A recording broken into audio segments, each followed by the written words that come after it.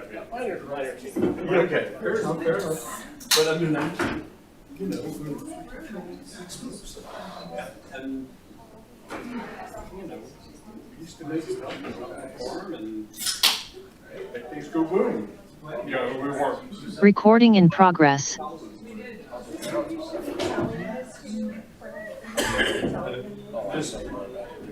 Exactly.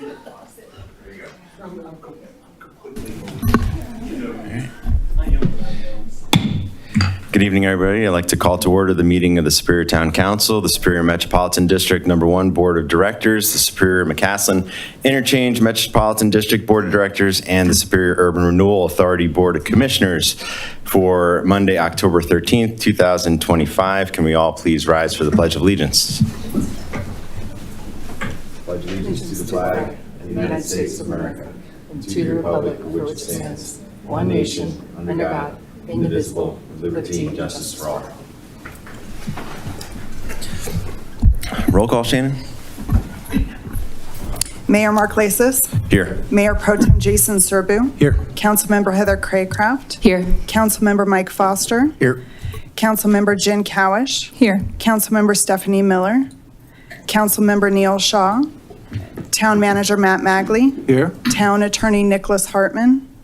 Here. All right, up next is item 1C, approval of the agenda. Any changes anybody would like to make? Otherwise, I'll entertain a motion to Yes, approve. I'd like to pull 5D and 5G, please. 5D and 5G. Okay. Any other changes? Otherwise, I'll entertain a motion to approve the agenda with 5D and 5G pulled off of consent. So moved. Got a motion from Councilmember Foster. Second. Second from Mayor Pro Tem Serbu. All those in favor? Passes unanimously. And we are on to our council reports. Who'd like to go first tonight? Good. Go ahead. Like many of us on the dais up here, as well as the community, we got to welcome 2 new businesses in the last couple of weeks. So just wanted to say welcome to InBank, who are our latest and greatest bank in town with an incredible view. So if you ever want to go meet them and the service they provide, they do a great job. They're right up at Discovery Parkway, a great addition and complement to our community, as well as Triel Fine Jewelry. They are located behind us next to Super Target, a family-owned business that we're really excited to have in town, something we've never had before. So I'm really excited to welcome them. And even when you need something repaired, they're the ones to go to. So looking forward to seeing their success in our community.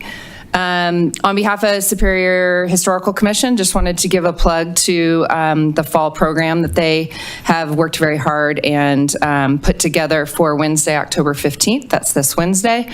It's a 2-part program, so it's the first time we've kind of done it this way, exploring Native history in Colorado and Boulder County. And give me a chance. There's 2 parts to this, so depending on kind of how your day is going. On Wednesday, breathing, healing into the banks of Sand Creek will be presented in a mobile exhibit at the community center from 2 to 6 p.m. So it's an open house style. You can come and go as you please, but defining both indigenous and non-indigenous existence in our state. So very excited to have them there. And then following that from 6 to 7:30 is our Native history in Boulder County, an educational presentation on Native history in Boulder County from Right Relationship Boulder that have been gracious enough to come to our community, and they're working to support indigenous people's connections to land, raise indigenous voices, and practice right relationships with the Native people who lived in Boulder Valley historically, and the history is very long, and for those who live here today. So looking forward to both those. Thank you to everyone for putting that together, and hopefully a lot of people will get a chance to stop by. Thank you. Thanks, Heather. Mike? Just one quick plug, and that's for the Superior Youth Leadership Council. They are hosting their Monster Mash on October 25th at the Community Center from 5 to 8 p.m. So if you have kiddos that are looking to get dress up in Halloween and go get some candy and have a great experience, please attend Monster Mash. That's my update. Thanks, Mike. Jen? Yeah, I'll go ahead just to add to Councilmember Foster's announcement. There's a Halloween costume contest at the Monster Mash too, so be prepared for that. It's very exciting. It is.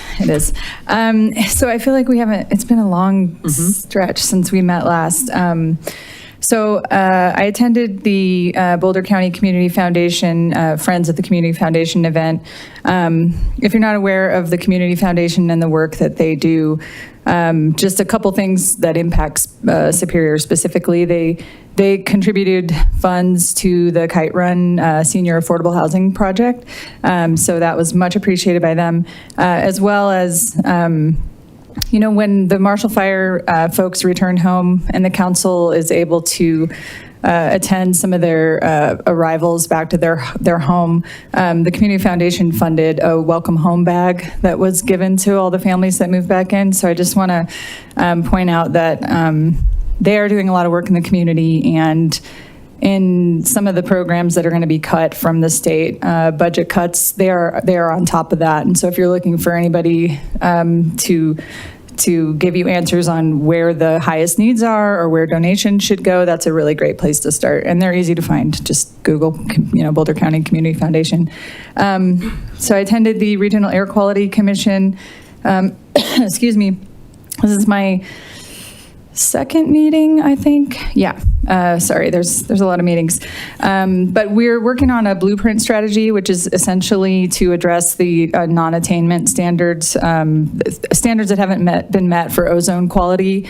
And so this blueprint is staging out for the next 5 years what strategies the state and the Denver metro region is going to take to get those numbers where we want them to be.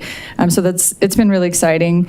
And some of those strategies like electrifying food trucks or just shifting from gas to electric and things like commercial and residential landscaping are some of the strategies that they've used in the past. And they're looking at new ways to implement things to get to that number. Let's see. Also, the regional, I'm on a regional homelessness and housing group, and we are looking at ADU possibilities from a regional level and planning for ADU Expo for ADU curious folks who want to know more about what that looks like. Some of the next steps we're taking is to really look at funding and creative ways to fund if you wanted to add an ADU to your home, to your property, and specifically for seniors, and finding creative financing, not the typical ways that we know how to do that already. And I also I started the Boulder Valley School District has a leadership academy. So it's nine sessions over the course of the school year, where you just get to learn about everything BVSD does for the community. And I went to the first one Friday, and it's wonderful. I'm very excited to learn about all of the ways that BVSD contributes to being able to live here. So, and I also wanted to update for anybody that's tracking for the Marshall Fire for personal litigation. So the state has followed up. Representative Kyle Brown has shared with me that the state will be following the same rules as the federal level. So if you're receiving funds before the end of the year, the federal level will not tax those as income, and the state will follow suit as well. So that was just some clarity that we were looking for from the state that we were able to get. I think that's it. Yeah. Thanks, Jen. Jason? I just want to reiterate what Councilmember Crickraft said about economic development. We've got 2 new businesses coming in, and just a quick shout out to our economic development manager, Ellen Robertson. She's been doing a great job. She's working very diligently to bring more businesses in town. So I'm really excited about our future over the short and long term. And last but not least, I just wanted to give a shout out to Councilmember Foster. Love the suit. All right. Good Good evening, everyone. Good to see you all. It's been a while. Couple things to report on. So on October 1st, I attended the Metro Mayor's meeting. One of the focuses there was a discussion about cybersecurity threats that municipalities are having. There have been increasing reports of municipalities that are being hacked, that are having ransomware attacks, and I think that this would be something that would be good for us to talk about at a upcoming work session, just so we better understand what the town is doing to kind of prepare, to audit our systems, make sure that we're adequately prepared, because there's a lot of municipalities out there that aren't being protected, and obviously there's information that we don't want to get into the wrong hands, and we've got services that we need to continue to provide. So if you can put that on the list of items to discuss, that would be great. Then on October 9th, I attended the Northwest Mayors and Commissioners meeting. So the Northwest Mayors and Commissioners meeting, for those of you who don't know, is a group of entities generally that it was formed in response to the work that was being performed on US 36 over a decade ago, back when US 36 was being expanded, and then the public-private partnership that was formed. That group has then morphed into something with a focus on kind of regional issues. We go to DC every year to advocate for federal funding on transportation. We've gotten funding for the diagonal expansion between Boulder and Longmont and other projects on US 287. So one of the things that we talk about is, kind of what the mission is, what's affecting, because the US 36 project has been completed, so we move on to additional transportation issues. There's been focus on rail for a number of years, which doesn't necessarily directly impact Superior, obviously affects the region, but we were not going to have a rail stop on the light rail or the commuter rail expansion and fast tracks, or the Front Range passenger rail. But one of the topics that came up at the last meeting was an expansion of the group's focus to include air as well as rail and road. So nothing really to report in terms of a direction that we're going to be taking, but there's going to be hopefully some additional focus. There's a lot of communities that are impacted from Rocky Mountain Metropolitan Airport, and a commitment from the mayors and commissioners to respond and focus on these issues that are affecting the community. So stay tuned on that. A couple other things to report on September 25th, I participated in the Superior Elementary field trip here at Town Hall, and this coming Thursday we've got the El Dorado PK8 second graders. Special thanks to the Historical Commission and to Jennifer J.G. Garner for helping to organize that. That's one of the best things about being mayor, is getting an opportunity to sit with a room full of second graders and bang the gavel and yell at them. So, no, I don't yell at them, but I have a good time with the second graders. So it's always a hoot, and they love getting locked up in the jail. So I think that's just one of the greatest things that we do as a town, is have this relationship with our local elementary schools. So thanks to staff for allowing that and for all the hard work to organize it. This coming Saturday. Can I just add a personal anecdote on that?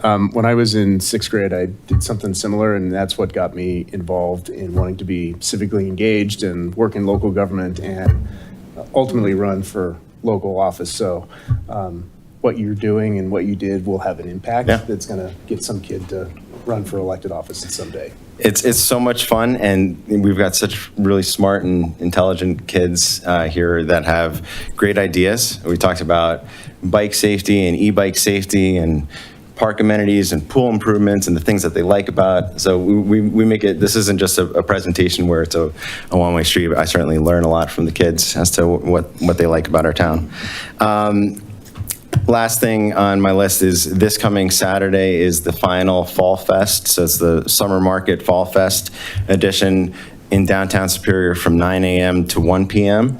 Looks like it's going to be a nice day. So come on out, support the vendors. We'll have live music, food, various vendors, artisans, the whole 9 yards. So thanks to staff for organizing those Fall Fest, the Summer Market and the Fall Fest. It's always a great event. So we'll see you there. And that's what I've got. Town Manager, Mac. Yeah, just 2 items. One is just a reminder of our dinner with the Rock Creek HOA next Thursday at 6 p.m. And then the second one is I sent an email out about the Zip Code Coalition Group lobbying trip to DC. October just didn't work for us, but there's one in November 5th and 6th. So if you're interested, let Emily know. She's going to be attending, and then hopefully somebody from the council can go as well. That's it. Town Attorney, Nick Hartman. Sorry for my physical absence. We got illness running through the house, and I didn't want to get you guys sick, but I'm here in spirit. We appreciate that. Feel better soon. All right, and Town Clerk. Thanks. Shannon. Okay. We're on to public comment on our consent agenda, presentations, and non-agenda items. If you'd like to make public comment, we've got a sign-in sheet there at the table.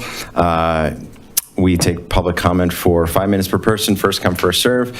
We ask that you state your name and the city in which you live. You don't need to give your full street address. If you're participating via Zoom, you can use the raise hand feature, and I will call on you in the order in which your hand is raised. So, public comment. Anybody signed up? All right. Anybody like to give public comment? Can I just add, if there is no public comment, there are some students here that would love a picture for Mr. McCoy's class before Certainly. we move on to the full agenda. We can do that. that's all. We do have a public comment on Zoom. So we'll recognize Jeff. If you can give your first and last name, please.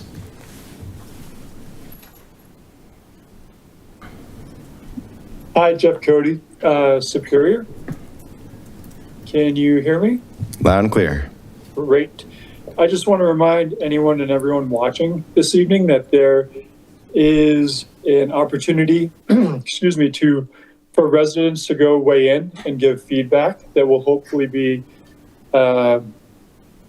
listened to and weighed accordingly at the Comprehensive Plan Open House Update event happening on October 23rd from 5 to 7 p.m. at the Community Center down on Colton Road across from Safeway. So that gives everyone in Superior the opportunity to give their opinions on what they would like to see happen with the opportunity areas and the town in general for years and generations to come. Thank you. All right. Thanks for your comments. Any additional public comment on Zoom? Seeing none. Anybody here in the boardroom like to give public comment? All right, seeing none, public comment is closed. Why don't we take a picture with the students who would like evidence for their class? Come on up. Anybody who wants a photo? Thank you so much.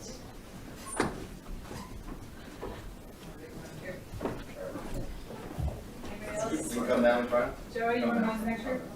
Oh. Yeah, thank you. I appreciate it so much. You didn't say come.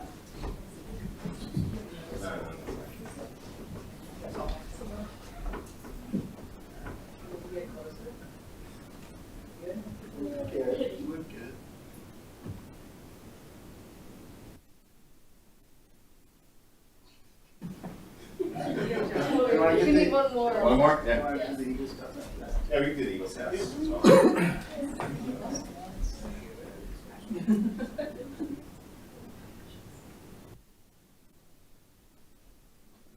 Thank you. Yeah.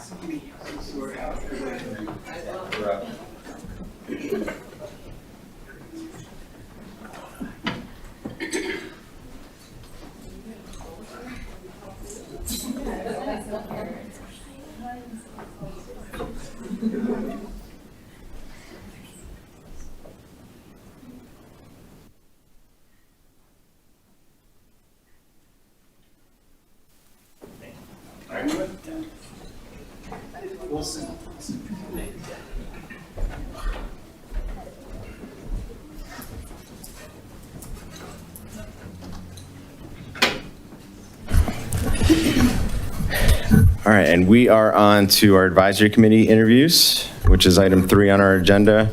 And we have one interview tonight. Right. Yes, and one of the applicants was sick.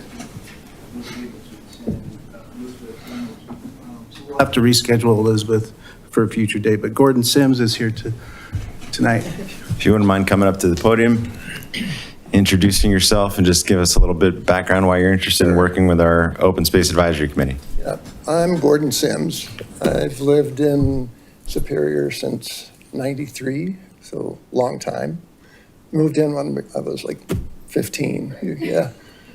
And I bumped into John Heckman at a gym a few weeks ago, and he said, "What are you doing? What are you doing?" And I said, "I've got too much time on my hands." and so I had gotten involved a little bit with Jen and John with the fire activity shortly thereafter, and then my schedule kind of blew up and had to kind of bow out for a bit, but my schedule is much lighter now.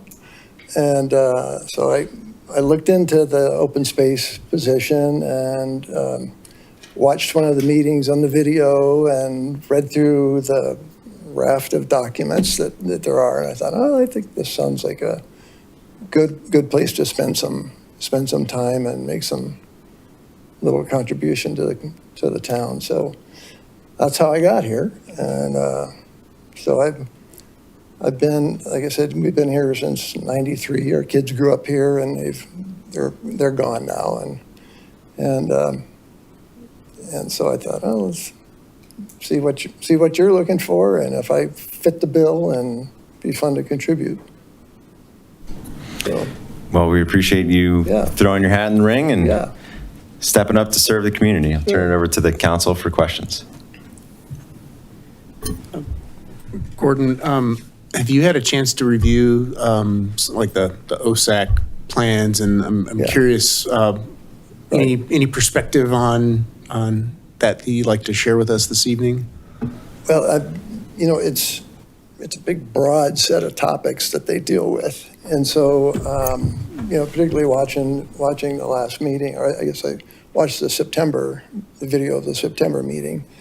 So they have a lot of topics to deal with. My kind of takeaway is that if you kind of boil down overall, what are they trying to accomplish for you all is, being stewards of open space and the wildlife that's involved, and being part of evaluations, I guess, of acquisition of additional space.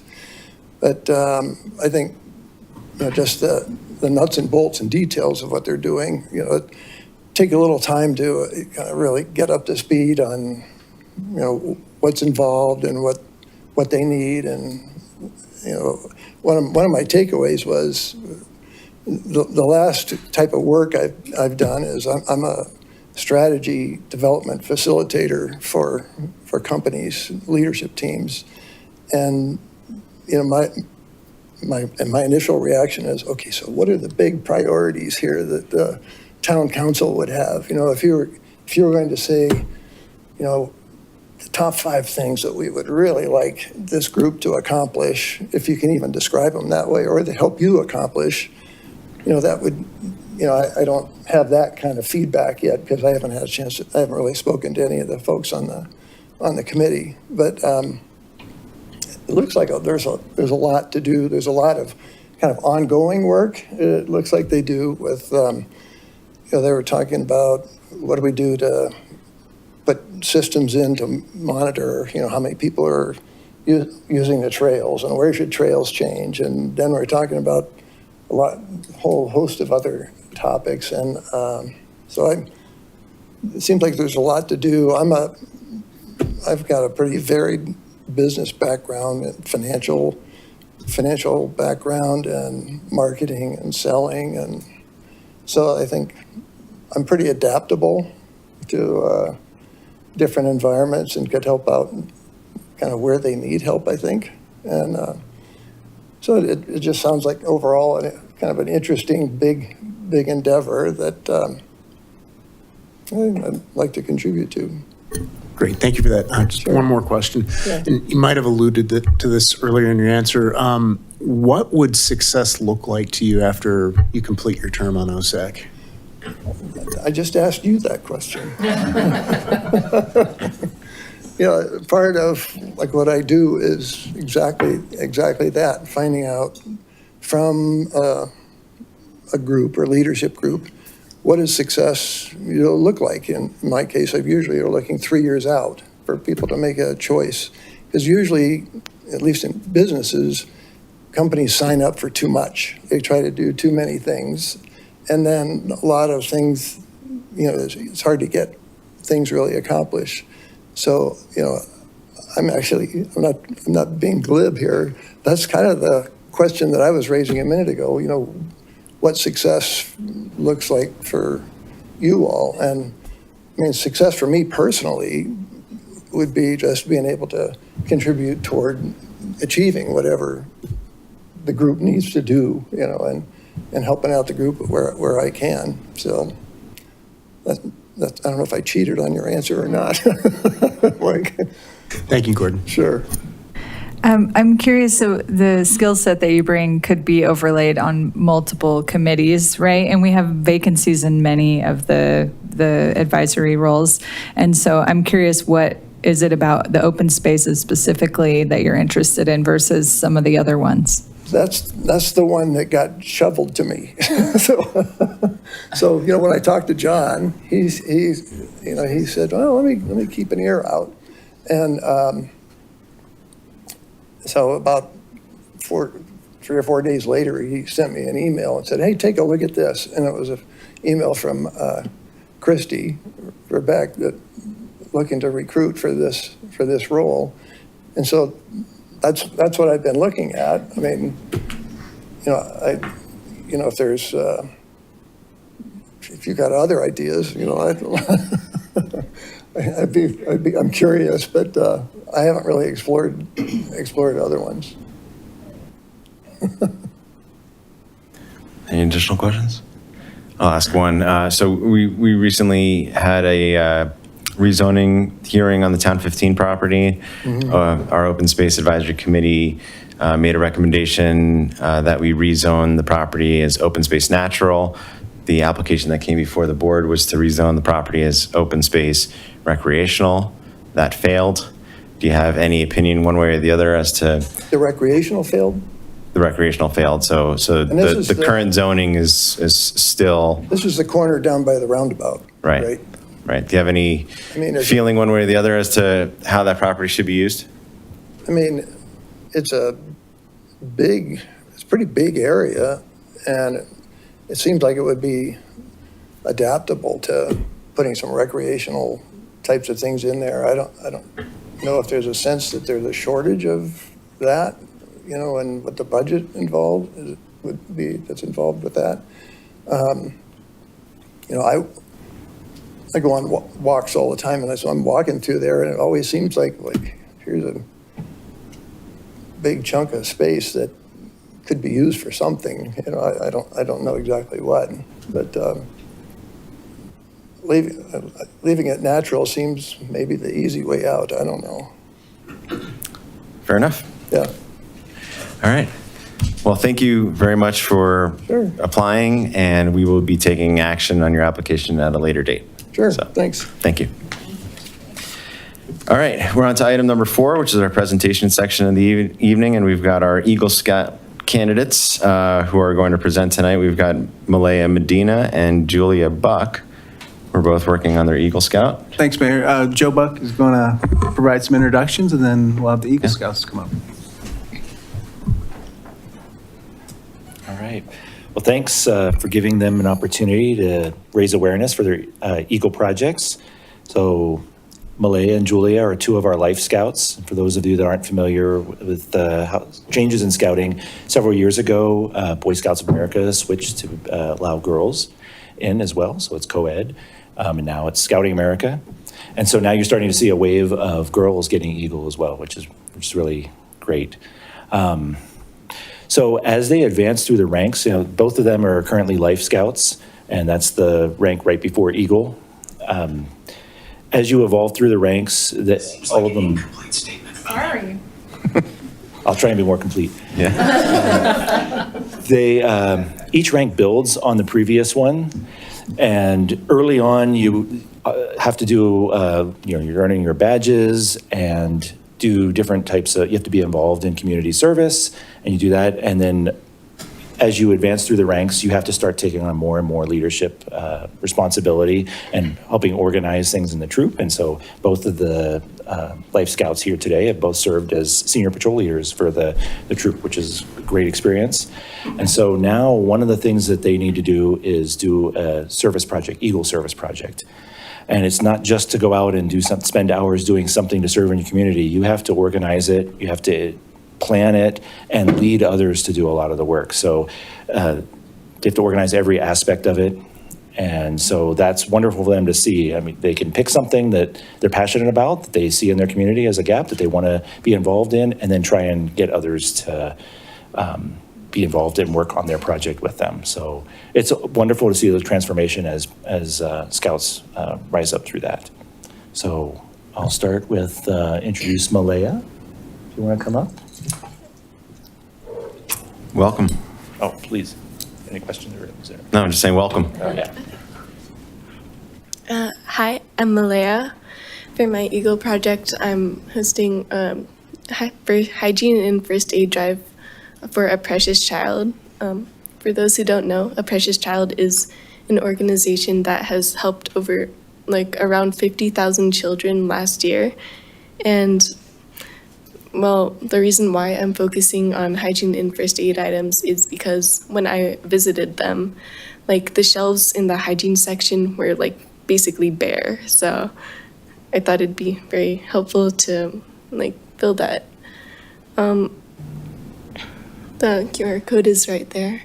And if the places to donate currently are Louisville Rec Center and Goldfish Swim School. If any businesses or places would like to host a donation bin, please let me know. My email is malaya.d.medina@gmail.com. Thank you. All right. Thank you, Malaya.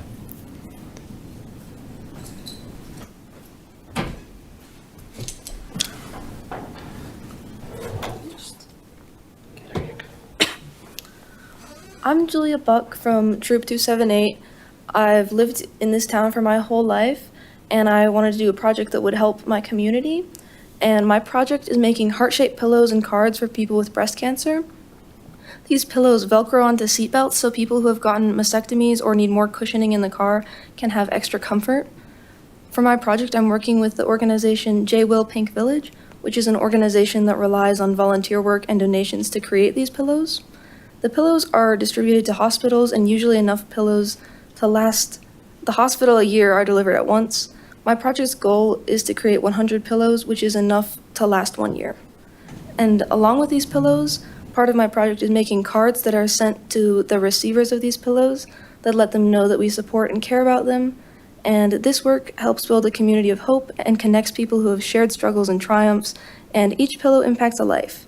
If you want to donate, that is the QR code to my GoFundMe. Thank you. Great. Thank you.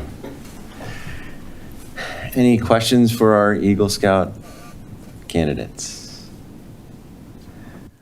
I'll just make a comment that, first off, I'm very appreciative of your service to the community and wish you luck in achieving Eagle Scout. I know it's not an easy thing to do. The two organizations that you have selected, we're all very intimately familiar with them. We've been working with A Precious Child for years and with J. Will Pink Village. We've had Jen Willard here.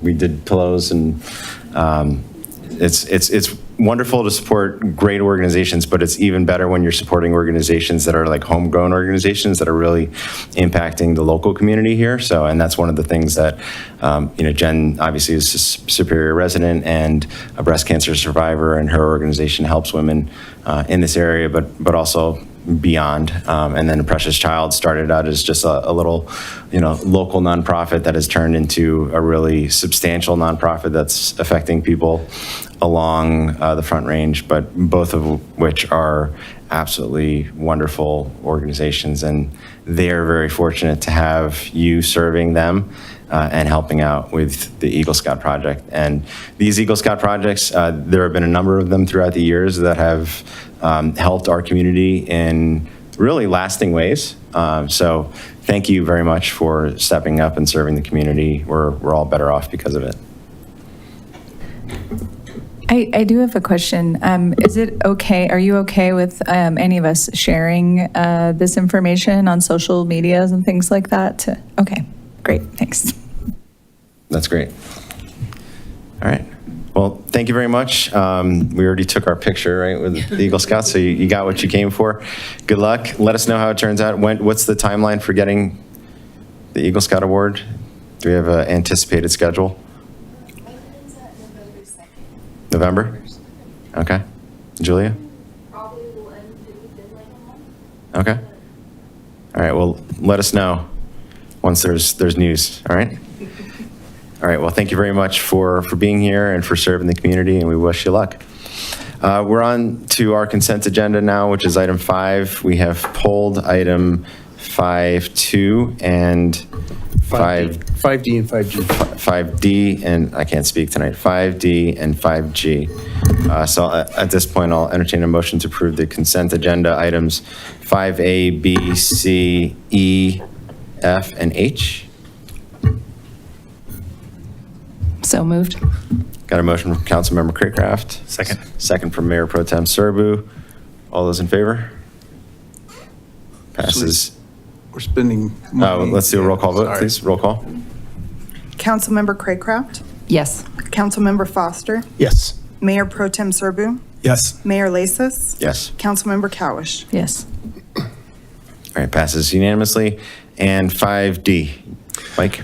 This is probably going to be for Brandon, and I apologize for not getting this question to you ahead of time. In the staff memo, there's a construction timeline listed as June to September 2026, but the preliminary engineering report has a construction period as October 2025 to January 2026.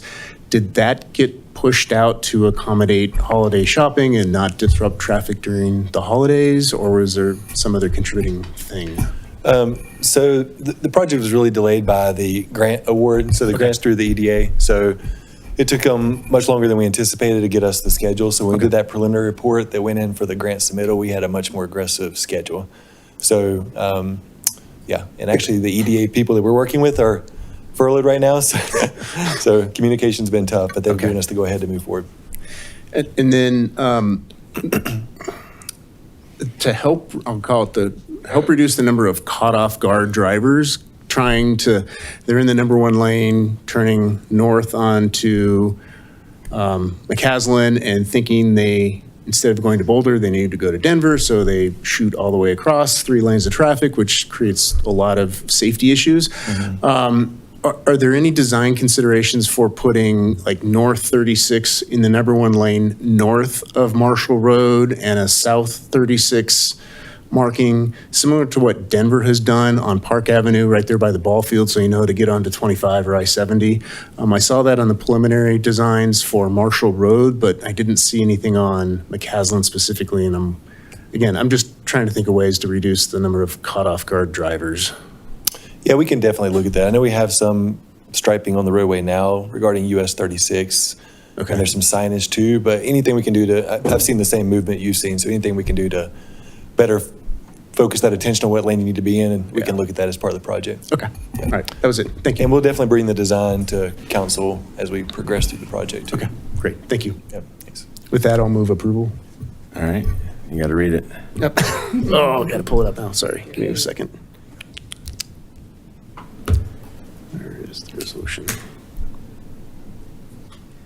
All right, I move to approve Town of Superior Resolution number R-75, Series 2025, a resolution of the Town of Council of the Town of Superior approving a professional services agreement with JR Engineering for the design of the Marshall-McCaslin Intersection Improvement Project.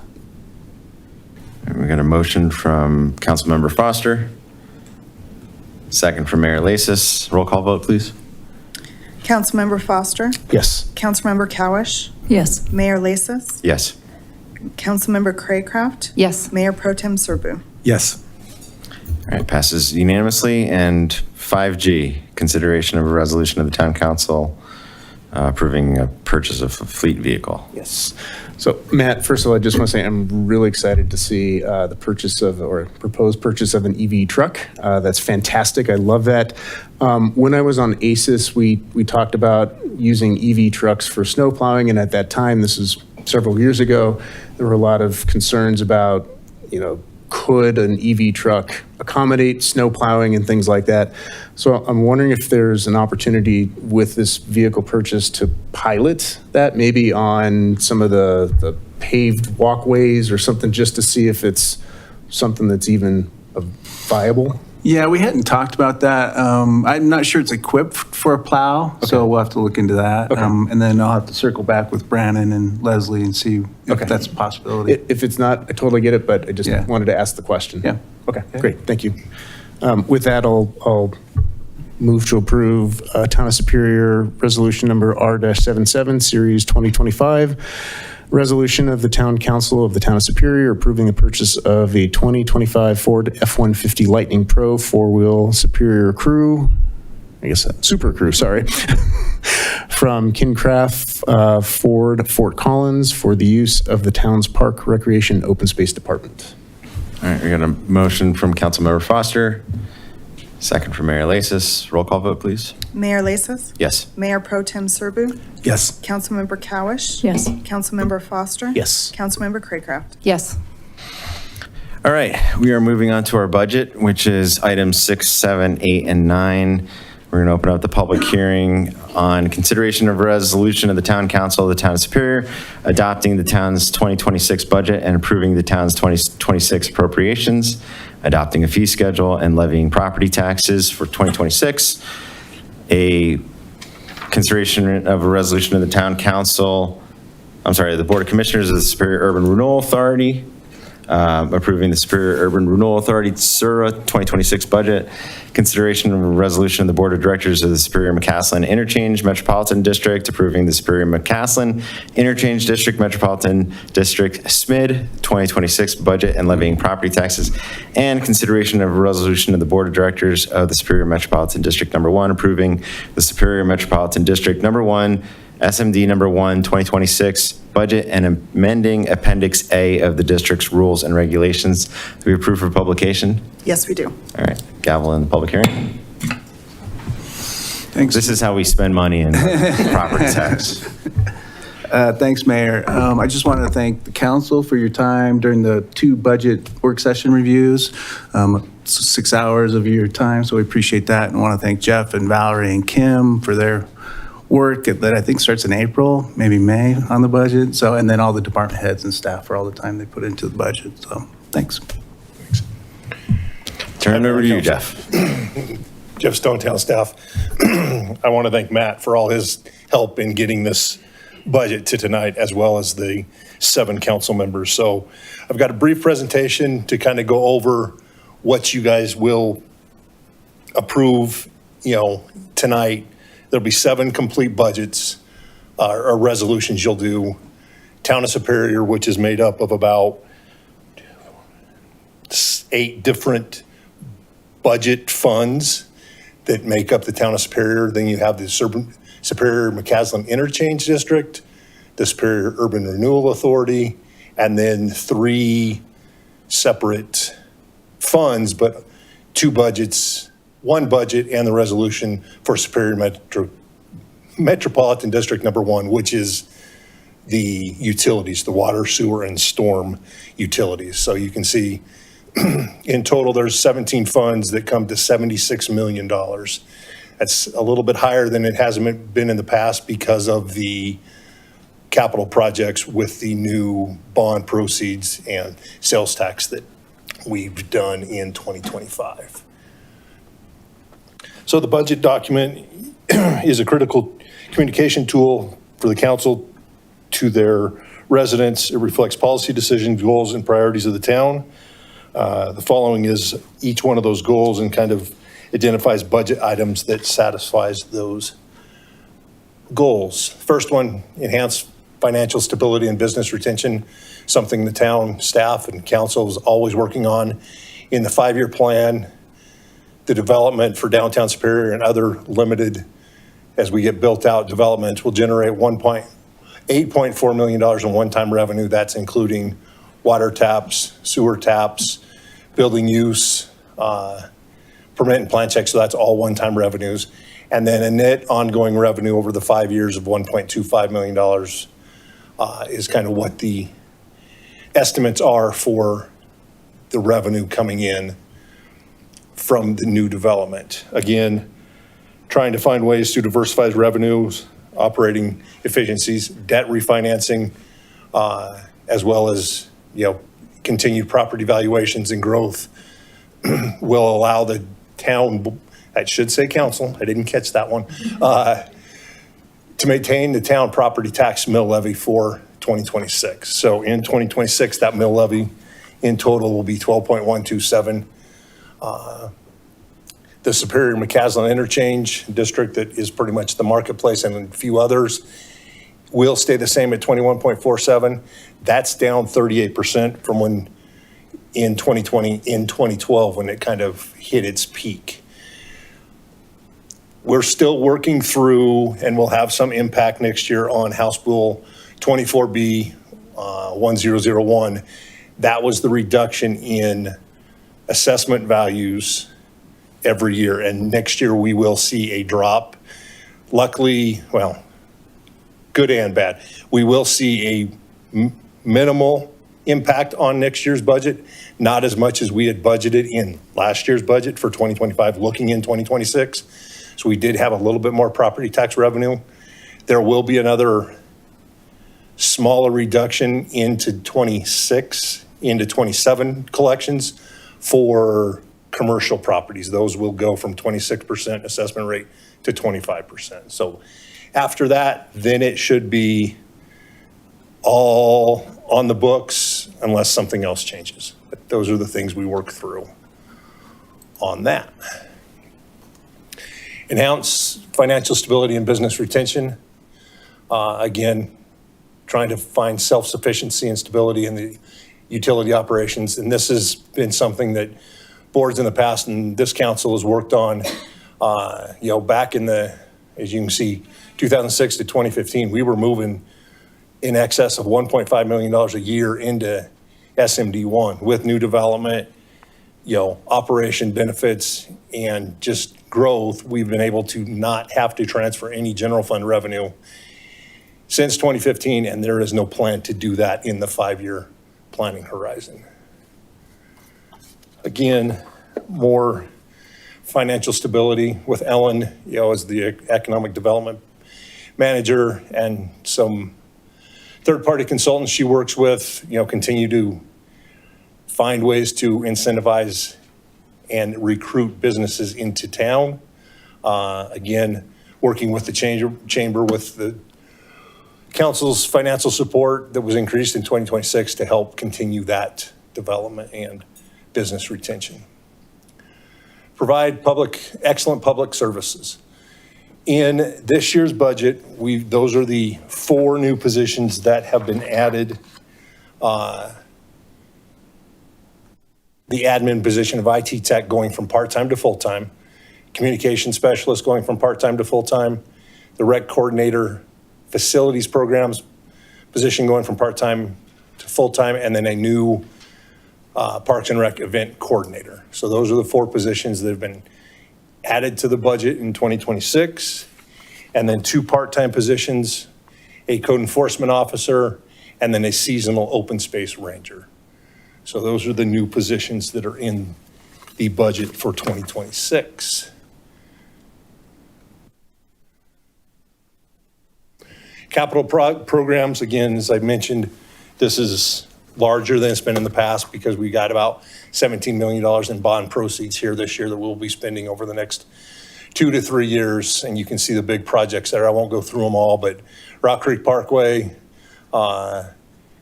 and the North Pool as well as Indiana Street are big ones next year. The South Pool is also in the future year budgets to be done as well.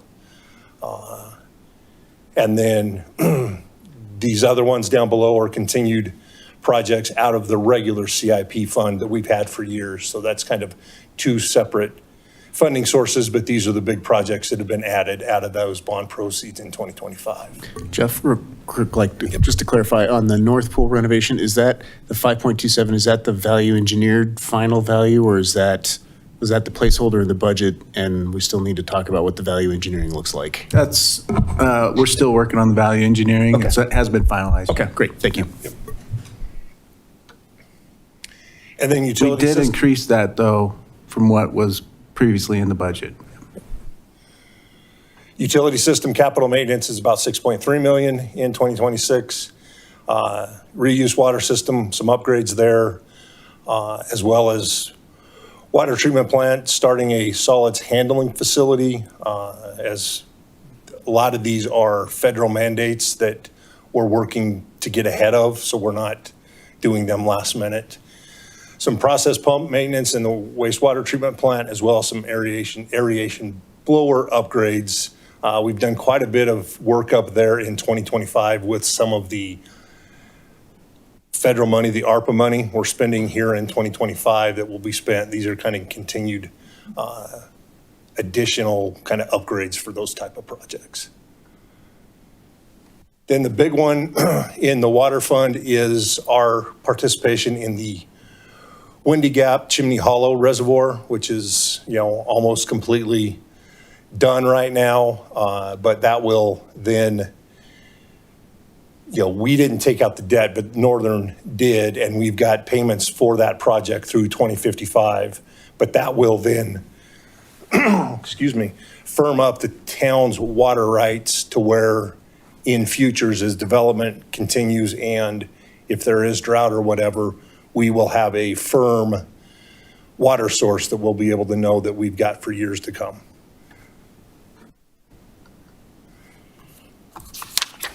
Again, new projects, completion of the Parks and Public Works Maintenance Building, and then a smart meters program throughout town. That would be 50% grant funded if we are able to get that grant. This is a project we've been looking to do for a while with Brandon's staff and utility billing. This one will, we don't have the funding to do it without grant funding, so we're continuing to work on that. Engaging residents through outreach and engagement. I'm not going to go through all these. This is a 3-page list of what the communications team does for the town and all the outreach and engagement they do. So that's, those are your takeaways for that. And then strategically manage and enhance open space parks and trails.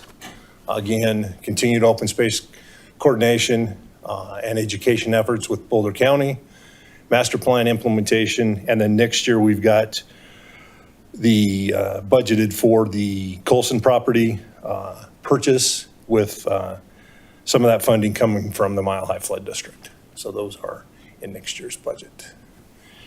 Promote, manage, and identify development and redevelopment opportunities. Again, working with Ellen and Matt and some of the council that works with development and redevelopment, the marketplace revitalization and infill, integrate and complement the marketplace, as well as overseeing additional development, as well as the continued outreach programs that we talked about a little bit earlier.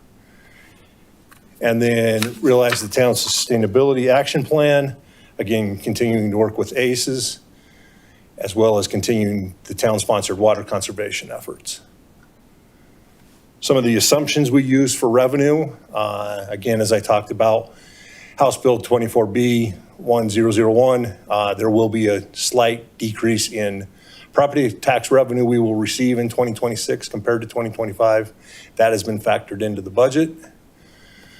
We've got flat sales tax projected in 2025. This is a little bit, we've got a few factors going in there with some of the things the state did on a thing called the vendor fee that we had a cap on. That has been eliminated.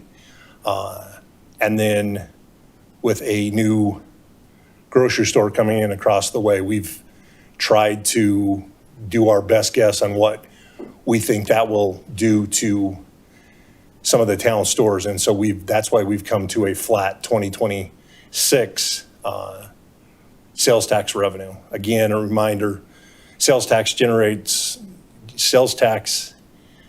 is generated by about 5 stores, makes up about 65 to 70% of what sales tax is collected from in the town. So something we continue to work on. That has dropped with online sales over the past few years, as well as increased new businesses. Governmental fee schedules, changes for next year. We've got, after the rate study we did for the landscape maintenance fee, that is budgeted at a 9% rate increase next year. Trash and recycling will be determined when we get that contract with Republic renewed. That will come back to you probably in the first meeting in December. Utility fee changes, water rates are budgeted at 9.5% rate increase, sewer fees at 7.5%, and storm drainage fees at 5%. One-time system development fees, this is based on construction inflation. That is going up 2.07%. And then the average utility bills will still be 12 to 30% lower than our 3 neighboring communities. On that piece. Onto the debt. Next year we will have principal payments about $2.8 million. By 2026, we will pay off another obligation, which will be the Open Space 2015 series. That will then kind of be replaced by paying off the Coyote Ridge debt that we issued in 2020. Since then, we've been just paying interest on that Coyote Ridge debt, so we will now start paying principal on that. In 2025, we are paying here in December off the SMD1 debt, so we've got a balloon payment of about $6.8 million, but that will then come off the books in 2025. And then this is just kind of the takeaway of where our debt has been and where we are going. So you can see here in 2025, a little bit over $30 million, and we'll continue to pay that down. That, of course, has gone up when we did the 2025 CIP new debt after the bond election. So that is the debt outstanding summary. So that is all I have for a presentation. Any questions? Thank you, Jeff. Thank you. Questions from council? I don't have any questions, but I just want to acknowledge Jeff and Matt and your team for all the hard work over these last several months of putting this together. I know it's been, at times, I'm sure it's felt like a little bit of a dartboard game with a lot of moving pieces. So I just want to say, appreciate all the work that you've been doing to bring us a balanced budget that tries to accommodate all the different needs that we have in our community. So thank you. It's a team effort that starts with the departments and Matt and working to the final project. So I appreciate that. I have one question. I'll also just echo the thanks to staff. Appreciate the time spent putting this together and then walking us through everything with the budget presentations that we have in September leading up to this meeting.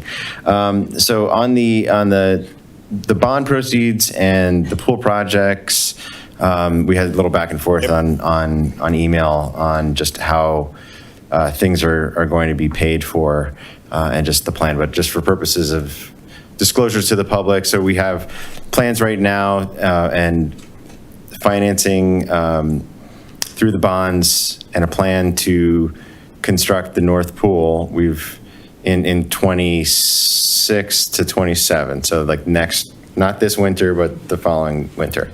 So we're budgeting for that project now. Right now, the plan is to construct the south pool at the same time, assuming that everything goes according to schedule. That's correct. And then in the event that it doesn't, then we would construct the North Pole next winter and then the South Pole the following winter. Can you just kind of walk through how that will be funded? So that is mostly funded through the bond proceeds. And right now it's budgeted to where north would be 26 and 27, south would be 27, 28. But if Brandon and Leslie and the group are able to, it makes sense with the council to do them both at the same time and we can get them done in 1 year, we would pull that funding, do a budget amendment in 26 and 27 to do them both at the same time. With the other project, we had discussions about the one project we moved into the bond proceeds was the improvements to the community center. Because, again, playing the shell game of where's the money going to be, we moved 1.5 of that so we could get that done in 2026. But to replace that, we moved 1.2 million for the South Pool into the regular CIP fund to make those balance. Right.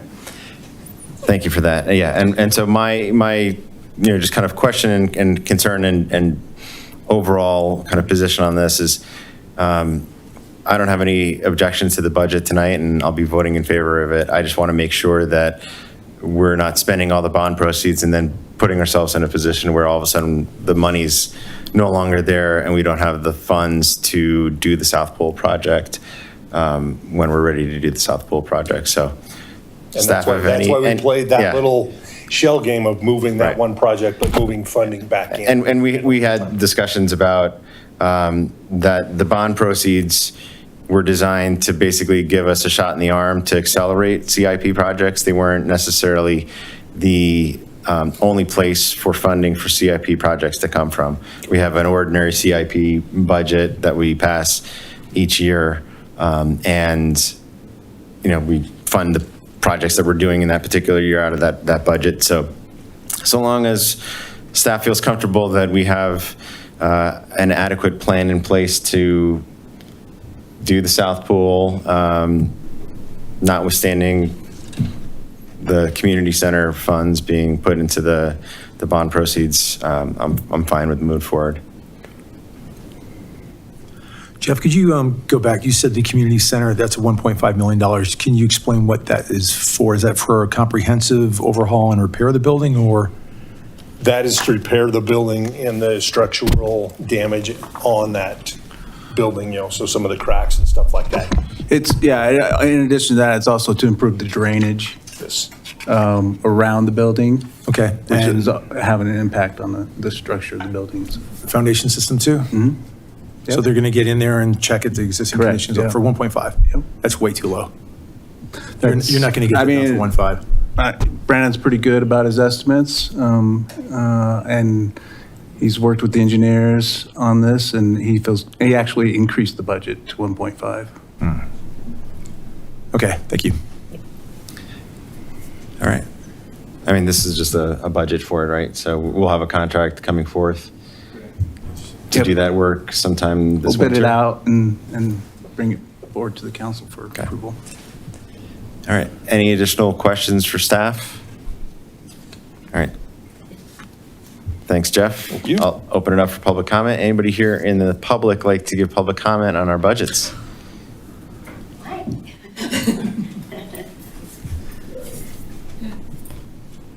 By the way, this is fascinating to be here. Joey Paul Yoder, I'm a business owner in Superior, as well as I own a home here. I don't actually live in the town of Superior right now, although currently trying to move back, just so you all know. I'm here on behalf of the Chamber of Commerce. I'm a proud volunteer board member. I've been a board member for, wow, I'm almost up. I've been for 5 years. Super proud of the strides the Chamber of Commerce has made and what we've done to boost the local economy and really help facilitate getting new businesses here, as well as keeping businesses and supporting those coming in and those that are here. I'm here on behalf of the Chamber of Commerce. We have asked for an increase in funding, and it is so that we can continue to support those businesses. So that is what I'm here for. So, is there any questions for me? Hopefully I can answer them on behalf of Renee and Nick, and they'll be happy with my, but I just wanted to state our case, to help increase and help us continue to support and partner with you all. We know that we're a great partner, and we appreciate your support, as well as we know we're doing a great job for our local businesses. So. All right. Thank you, Joey. And just a question for staff, the chamber's ask was met in the budget? Yeah, per council direction, that has been met and Yes. is in the budget. All right, there you go. Anybody else in the public like to make comment tonight? Anybody on Zoom like to make public comment? All right, seeing none, any further questions for staff? Public hearing is closed. Any discussion? Oh, well, yeah. I'm nervous, man. This budget gets us through. We're kind of running on fumes, in my opinion. I'm really concerned about the direction the town's going in. I'm I'm fairly liberal. I'm very fiscally conservative. I think the things that we tend to do in this town, we tend to double up on things. We have a community center that is in dire need of repair. I don't believe $1.5 million is going to do it. From the damage I've seen in there, that building is suffering from, subgrade degradation of the soils, pretty much like a lot of the homes in Rock Creek have experienced, heaving the slabs, footers lifting because of the soils, which are horrible in this area. And $1.5 million in my mind is a piecemeal fix. We're going to fix it now, and then we're going to fix it later, and it's going to continue to deteriorate and get worse, and we're never going to get ahead of it. I kind of feel like $1.5 million could be $3 million, but we've got a community center in the civic space that is empty most of the time, that we staff and we pay for and we light and we heat and we have insurance for it. So I would like to begin in January of 26 instead of waiting till April, May, and we start right away in the budget for 27. And we really make a deep dive into what we absolutely need to have in this town and what we want to have in this town. Because, you don't want the pools to suffer from any of the budgets that we're missing. And that's obviously the case because, we went to the taxpayers, we got sales tax increase to do the job. And I don't want to, renege on that and say, sorry, guys, we fumbled somewhere along the line. Now we can't do that. I just want to take a really deep dive right away, right off the bat and do that. And I really would like to see more funding going into the community center to fix it completely first time around, and we don't have to, juggle funds. I'm concerned because the next biggest thing that's going to hit us is King Soopers is going to open up right across the highway, and they are going to take a tremendous amount of business from Whole Foods and from Target, and they're also going to hit Superior Liquor really, really hard because they're going to sell spirits in addition to beer and wine. And one of the things, and Joey, thank you for mentioning with the chamber, I've had a long, long discussion with Renee on this. Initially, I was not in favor of raising it to that extent. But knowing what you guys do for the town, knowing what you guys do for the businesses, the way you guys champion the businesses, you're constantly reaching out, not just to us, but to residents and saying, you've got to shop here. Don't go across the way to Louisville. Don't go down to Arvada. We need the tax base here, and you guys are always championing that. So, I've come around on that one. I definitely see the value in it. Renee has been working very close with our economic development director, and I'm just blown away by Renee's tireless ability to champion the town and all your efforts on the board. So I'm definitely in favor of that because it definitely helps us. We need economic development to go forward and to be successful. So I think that is definitely money well spent. It's a very, very good investment. But just structure-wise, infrastructure, what I do for a living, I've seen these before and it just makes me nervous. And I just want to make sure we take care of things right away the first time and we don't have to keep doing a bond issue or raising more money to fix something in the future. So all I want to say is 26 happens, let's jump on 27 right away and get moving on as quickly as possible. Thank you. Okay. Others? Yeah. I would just echo that the opening of King Super is starting to scare me a little bit about what that's going to mean for our local businesses. So, I agree with Mayor Pro Tem that we should start budget conversations in early 2026 so that we are not caught off guard and, we're not waiting until June or July to give direction to staff at that point, which could, really throw a huge wrench in everything. I want to make sure that the department heads have ample opportunity if we think we need to go in a different direction or scale back or augment different areas, as much lead time as we can provide to department heads and Matt and his team and Jeff. I think the better off we're going to be with the budget. I realize that we won't know for some period of time until after King Super opens what the real economic impact is going to be. But yeah, I'm concerned about Superior Liquor, and even though that's changing owners, what that might mean for us. Others? I have no problem, continuing to have the discussion about the budget earlier in the year. I think we did a regular deep dive into the budget earlier this year with the new council members when they came on, because that was one of the things that we talked about in our earlier work session. But having those conversations earlier in the year is always a good thing. In terms of how the budget is structured, I feel very comfortable with the direction that we're going. When we look at how our outstanding debt has been paid down from in the 2000s to 2010, we were above $70 million. Now we're at $30 million-ish.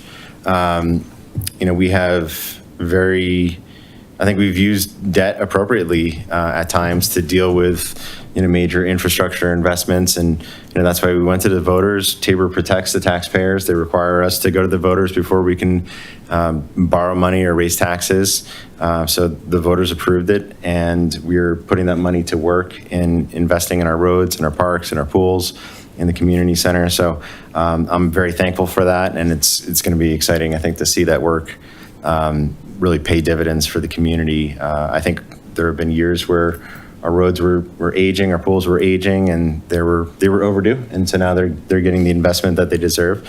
All that said, I think we always need to be mindful of where our sales tax dollars are coming from, and just this past week with the devastating fire that impacted Nederland, there was reports in the news that they lost 30% of their sales tax base in a single fire. We were obviously impacted with the Marshall Fire, with businesses that were impacted. Target was closed for the better part of the year. And we've seen years where, hailstorms took out the Colorado Mills, and that impacted the city of Lakewood considerably. So this is the sort of thing that we're constantly looking at, that our finance department is constantly looking at. That's why we've got the reserves that we've got to make sure that we're, I think, adequately positioned to weather the storms that inevitably occur from time to time. But all that said, I feel like this is a good budget. It's a strong budget. It positions us to execute on our goals. And then to the extent that we want to have more strategic discussions about what should be in the budget for 27, we can start that discussion tomorrow. And move forward on what we want to prioritize on a going forward basis that way. But for tonight's purposes, I'm in favor of moving forward with the budget as. And I want to be clear, I'm supportive of moving the 2026 budget forward, and I think you used the phrase strategic. So that I did not mean to imply, if my comment came off as such, that we're mismanaging or we don't have a good budget. Staff has done a phenomenal job with the direction that we've provided, and it's a balanced budget, and I think it is a great representation in providing the great many services that our community provides. I would like us to be thoughtful and strategic about what the budget looks like going forward, just given some of the external constraints that might be putting pressure on us. I don't want us to be in a position where we are caught off guard in any way, or our assumptions were off by an order of magnitude. So I just want to make sure that we're continuing to fine tune and tweak throughout the year so that we can do our best to provide the services to our community. Yeah, and I concur with that. And Jeff, fantastic job on the budget. And my criticism is not that it's not a good budget. It's just that I'm always concerned about the future down the ways. And, Matt, if Brandon can pull this in at 1.5, I will buy the man many beers all through 26. So that's on me if you can get that done. So I'll be happy. All right. Any additional comments? All right. Unless there's any objection, I'm just going to do these because I've got them all pulled up. I'll make a motion to approve Town of Superior Resolution Number R-78, Series 2025, a resolution of the Town Council of the Town of Superior levying property taxes for the year 2026. Motion from Mayor Lasis, second from Councilmember Foster. Roll call vote, please. Mayor Pro Tem Serbu? Yes. Councilmember Miller? Sorry, she's not here. Councilmember Cowish? Yes. Councilmember Craycraft? Yes. Councilmember Foster? Yes. Mayor Lasis? Yes. Passes unanimously.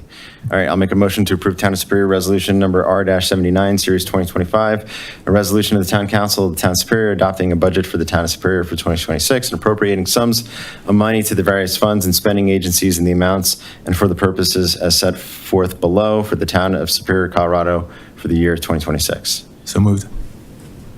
That's fine. Motion from Mayor Pro Tem Serbu, second from Mayor Lasis. Roll call vote, please. Councilmember Foster? Yes. Councilmember Craycraft? Yes. Mayor Pro Tem Serbu? Yes. Mayor Lasis? Yes. Councilmember Cowish? Yes. It passes unanimously. I'll make a motion to approve Town of Superior Resolution Number R-80, Series 2025, a resolution of the Town Council of the Town of Superior adopting a fee schedule for 2026. Motion from Mayor Lasis. Second. Second from Councilmember Foster. Roll call vote, please. Councilmember Craycraft? Yes. Councilmember Foster? Yes. Mayor Pro Tem Serbu? Yes. Mayor Lasis? Yes. Councilmember Cowish? Yes. Passes unanimously. I will make a motion to approve Superior McCaslin Interchange Metropolitan District Resolution SMID 04, Series 2025, a resolution of the Board of Directors of the Superior McCaslin Interchange Metropolitan District adopting a budget, levying property taxes, and appropriating sums of money for 2026. So moved. Second. Motion from President Lasis and a second from Vice President Serbu. Wow.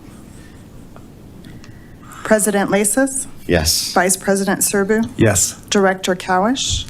Yes. Director Foster? Yes. Director Craycraft? Yes. Passes unanimously. I'll make a motion to approve Superior Urban Renewal Authority Resolution Sura -03, Series 2025, a resolution of the Board of Commissioners of the Superior Urban Renewal Authority adopting a budget and appropriating sums of money for the Superior Urban Renewal Authority for 2026. So moved. Second. Got a motion from Chairperson Lasis and Commissioner, second from Commissioner Craycraft. Roll call vote, please. My list says President Lasis. Oh, well, it says Chair. Okay, President Lasis. Vice President It's Serbu? chair. It's chair. Oh, it it is doesn't chair. matter, but it's chair. It's chair. Yeah. I'm just a chair this time. Okay. Vice Chair Serbu? Yes. Commissioner Cowish? Yes. Commissioner Foster? Yes. Commissioner Craycraft? Yes. Passes unanimously. I'll make a motion to approve Superior Metropolitan District Number 1, Resolution SMD Number 1-12, Series 2025, a resolution of the Board of Directors of the Superior Metropolitan District Number 1 adopting a budget and appropriating sums of money for the Superior Metropolitan District Number 1 for 2026. So moved. Got a motion from President Lasis and a second from Vice President Serbu. Roll call vote, please. Vice President Serbu? Yes. Director Cowish? Yes. Director Craycraft? Yes. Director Foster? Yes. President Lasis? Yes, passes unanimously. I'll make a motion to approve Superior Metropolitan District Number 1, Resolution Number SMD Number 1-13, Series 2025, a resolution of the Board of Directors of the Superior Metropolitan District Number 1, amending Appendix A to the district's rules and regulations to increase the district's rates and fees effective March 11, 2026. Second. Motion from President Lasis, second from Director Foster. Roll call vote, please. Director Craycraft? Yes. Director Foster? Yes. Vice President Serbu? Yes. President Lasis? Yes. Director Cowish? Yes. Passes unanimously. Is that the last one? All right. Okay. All right, thank you, everyone. And we're moving on to our budget amendments. Item number 10, which is our public hearing for the following budget amendments for the Town Council of the Town of Superior, the Board of Commissioners for the Superior Urban Renewal Authority, and the Board of Directors for the Superior Metropolitan District Number 1. Do we have proof of publication? Yes, we do. And I'll open the public hearing. Welcome back, Jeff. Thanks, Mayor. So again, these are the budget amendments. I do not have a presentation for those. These were all discussed during the budget process. The one for the town is a little bit over $1 million for the general fund. Overall, it's $4.8 million.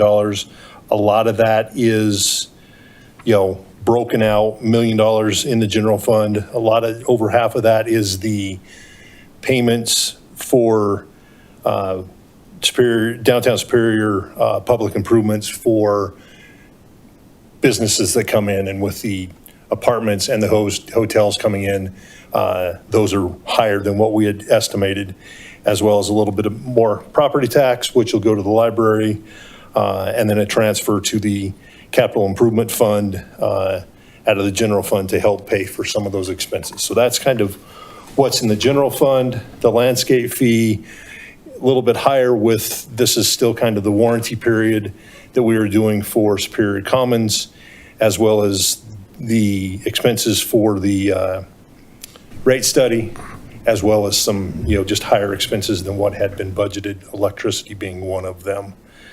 Again, the next one, open space, this is, $800,000. Most of that is that additional fuels mitigation. A lot of that is done through a grant.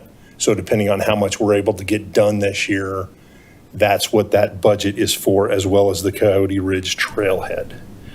Again, as we talked a little bit about the Marshall Fire Recovery, just estimating that we may get a little bit more revenue than what we had budgeted, which will then get transferred to the CIP fund. So that's what that that's what that amendment is. And then last one for the town budget amendment is the trash and recycling. With the change in the contractor and the change in rates by going to pay as you throw, we've increased that. It's just a pass through. The town receives nothing. So we get billed from the collector, that then the following months gets billed out to the customers based on their trash can size. So that is the budget amendments for the town. The next one is the urban renewal area.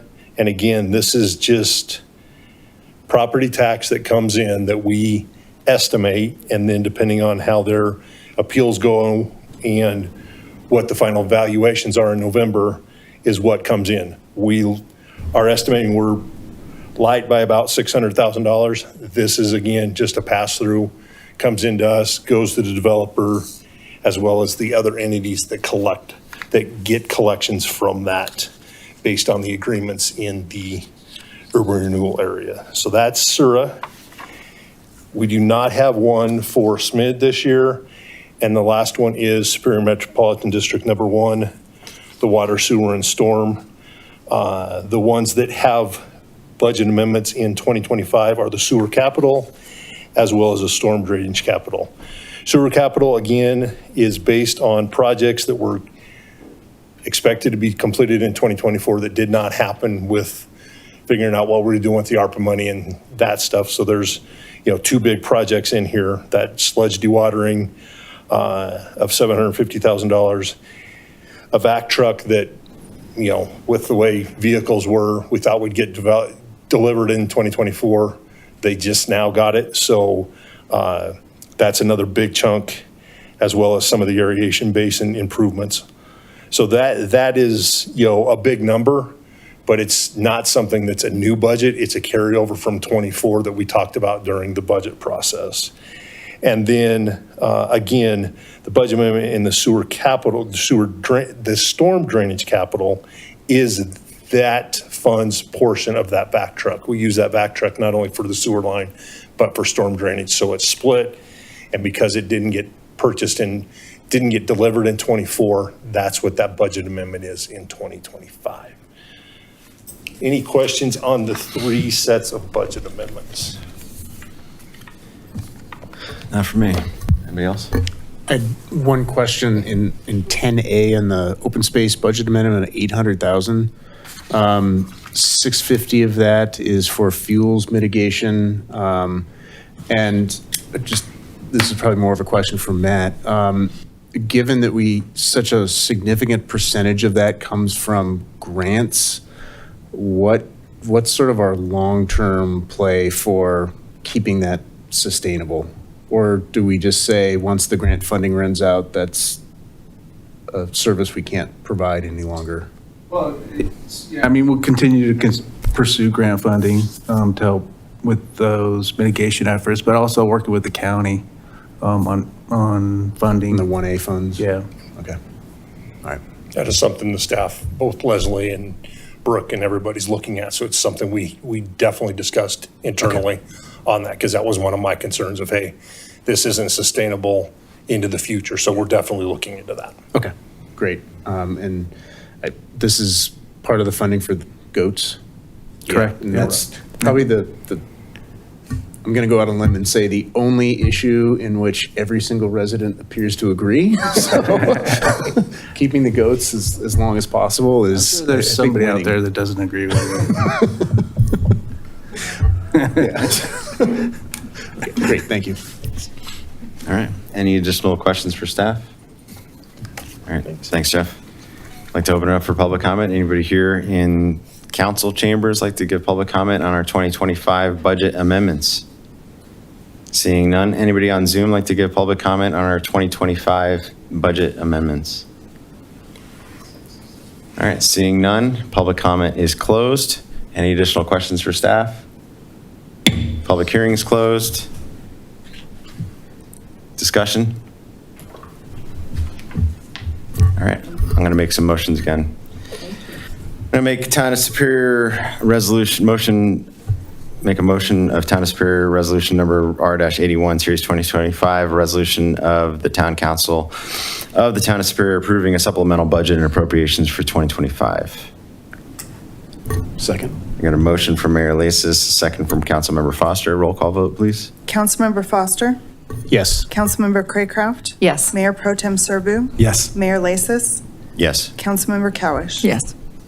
All right, passes unanimously. I'll make a motion to approve Superior Urban Renewal Authority Resolution SURA-04, Series 2025, a resolution of the Board of Commissioners of the Superior Urban Renewal Authority approving a supplemental budget and appropriations for 2025.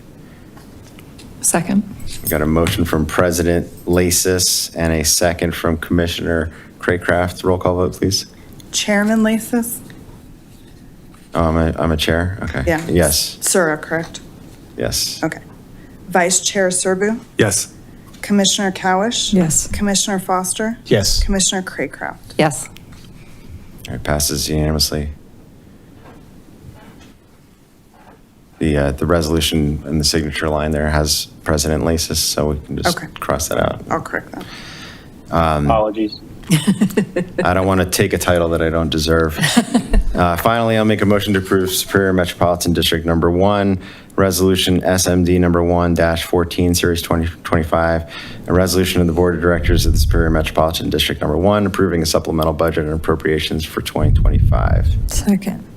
Got a motion from President Lasis and a second from Director Cowish. Roll call vote, please. Director Craycraft? Yes. Director Foster? Yes. Vice President Serbu? Yes. President Lasis? Yes. Director Cowish? Yes. All right, passes unanimously. Thank you very much. Give the president some water. There you go. All right, unless there's anything further, we're going to adjourn in record time at 7:28. Wow. Good night. Well done, team people. Don't want to sit in your meetings for too long. I'm so proud of you guys. No puns or dead jokes. In one meeting, too. First time, right?